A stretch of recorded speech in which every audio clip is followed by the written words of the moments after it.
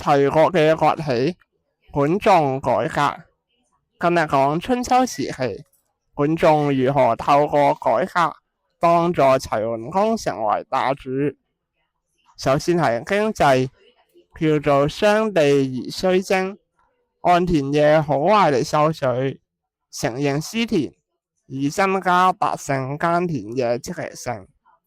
之後再搞鹽鐵專賣，唔直接加稅，靠鹽同鐵穩定嘅賺取嚟增加國家收入。而政策上則推行士農工商分居，避免紥柱造成職業混亂，從而達成職業化分工，提高生產力，易於管理，以制定齊國富國強兵嘅基礎。喺軍事上實行兵農合一，平時耕田，戰時出征，動員力超強。